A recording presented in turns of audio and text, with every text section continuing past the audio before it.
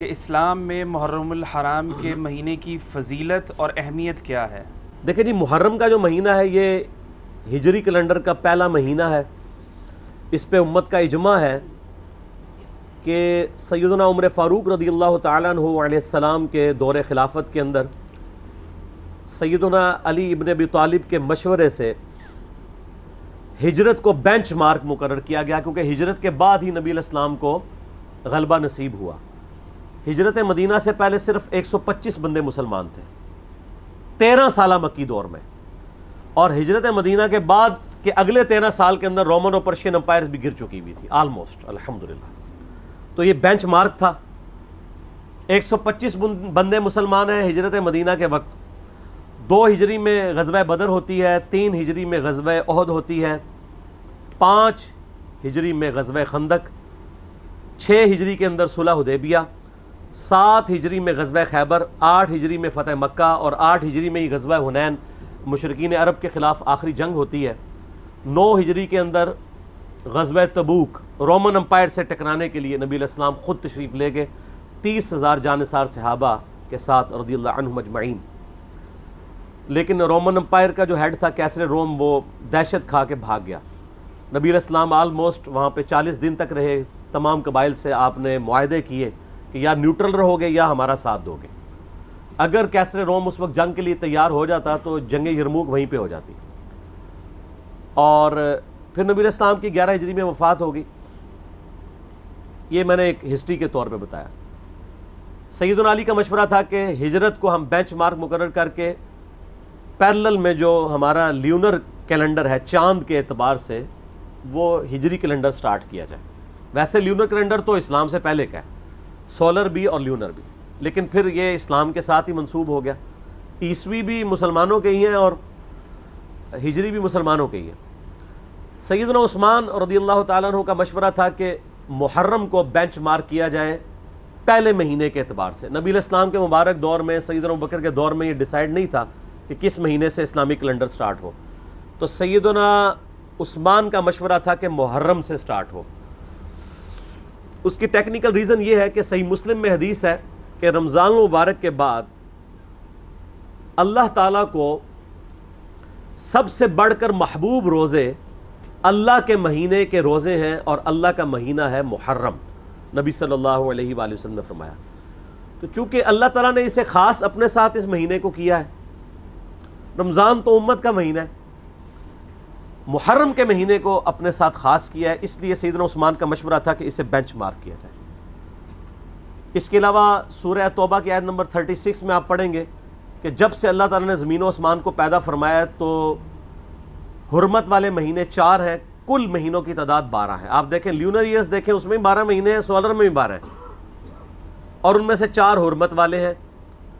وہ کون سے 4 ہیں؟ وہ بخاری اور مسلم دونوں میں یوم النحر کا خطبہ ہے نبی علیہ السلام کا، قربانی والے دن کا۔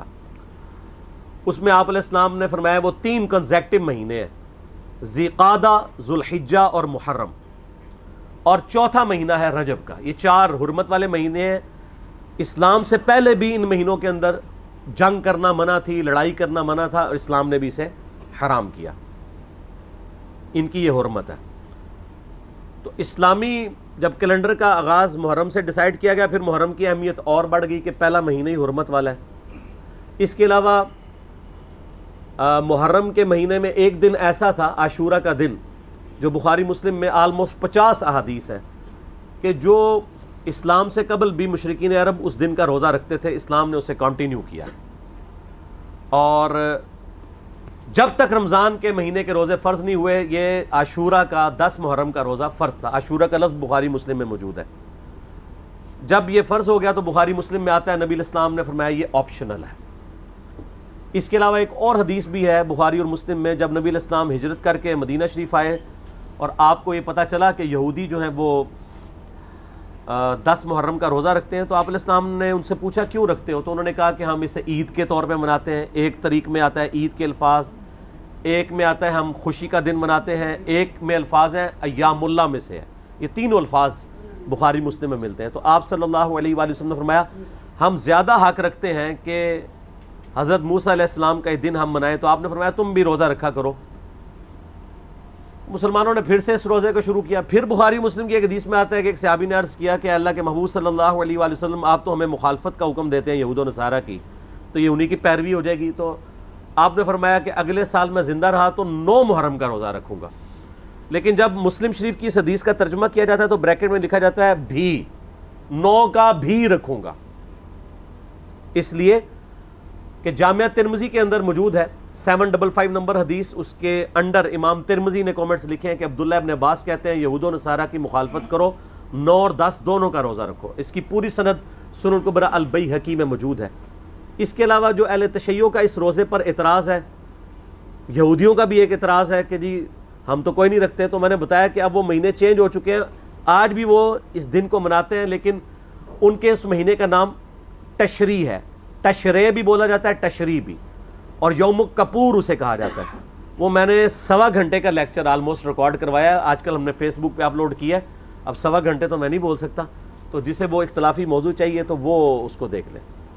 تو 9-10 محرم انشاءاللہ کل اور پرسوں آ رہی ہے 1441 ہجری میں, اور اس دفعہ آپ دیکھیں ستمبر 2019 اور محرم الحرام 1441 کو انسائڈ کر گئے ہیں. جو تاریخ وہ چل رہی ہے محرم کی, وہی تاریخ ستمبر 2019 کی چل رہی ہے. تو کل ستمبر 9 کو محرم الحرام بھی 9 ہے, 9 اور 10 یہ 2 روزے رکھیں, یہ یعنی ایک فضیلت کا کام ہے. باقی پھر اسلام میں تو محرم کی اہمیت اس وقت زیادہ بڑھ گئی کہ جب اس امت نے نبی صلی اللہ علیہ وآلہ وسلم کو قبر میں گئے ہوئے صرف 50 سال گزرے تھے کہ آپ کی پوری اولاد کو سوائے چند ایک کے میدان کربلا میں مظلومانہ شہید کر دیا. سیدنا حسین ابن علی رضی اللہ تعالیٰ عنہ کی شہادت نے اس مہینے کو اور عاشورہ کے دن کو ہمیشہ کے لیے امر کر دیا. ویسے اگر آپ بخاری مسلم میں تو آتا نا اس دن فرعون ڈبویا گیا تھا, ایام اللہ میں سے ہے. اس کے علاوہ اگر آپ تاریخ کی کتابیں پڑھیں گے تو آپ کو پتہ چلے گا کہ اللہ تعالیٰ کے فیصلے کے بڑے بڑے دن جو ہیں وہ 10 محرم کو ہی آئے ہیں. 10 محرم کے دن ہی یونس علیہ السلام کو مچھلی کے پیٹ سے نجات ملی تھی. اب اس پہ حدیثیں سپورٹیو نہیں ہیں, لیکن تاریخ میں یہ روایتیں ملتی ہیں. 10 محرم کے دن ہی اللہ تعالیٰ نے سیدنا آدم علیہ السلام اور سیدہ حوا کی ملاقات کروا دی تھی. اس کے علاوہ کئی اور واقعات آپ کو ملتے ہیں, اس ڈیٹیل میں جانے کے لیے ضرورت نہیں ہے.